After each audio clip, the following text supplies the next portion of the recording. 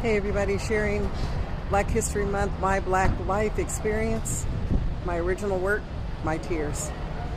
The thing is, being a little girl was rough for me. Small body, no words to say comfortably without another's taking shape and forming into my mouth and coming out as theirs. Tightly coiled hair and eyes wide with the hope of everything. I just knew that one day it would be better and bigger. So I waited. I walked like my grandma said and dressed their way, and talked like my teacher so I could fit in. And then I grew bigger. Not loud or a bother to anyone, even myself, but just bigger. I was touched when I shouldn't have been, but my voice was so tiny in my tiny body that it couldn't even find a way out of a hole so small. What could fit were improvements. The things I swallowed to become bigger, to become anything but the little girl in me. I was told to give it all to God, this high and mighty white man that would make everything shiny and new as long as I sat down, prayed on my knobbly knees until they were red, and kept my eyes on the prize of the afterworld. Black girls like me were rewarded in our next lives. In our next lives, we can be powerful and drink coffee and fine cups and go to parties with fancy clothes and laugh out loud, so loud, but not loud enough to be a bother. So I grew.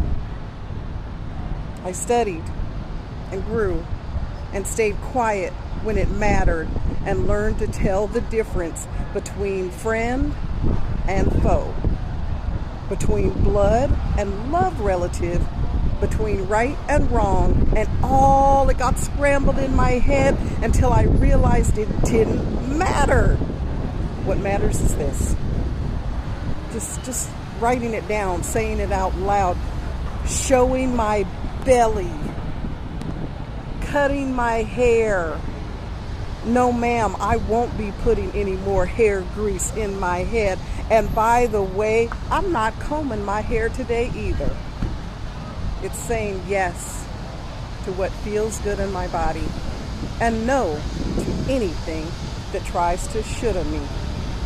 It's standing up when I'm right, even when I'm wrong, and having shoulders so wide and strong that when I cry, I'm held and comforted. It's reading any book, even that one, the one that everyone has without fear, and using its very words to create my own future, my desires and my needs.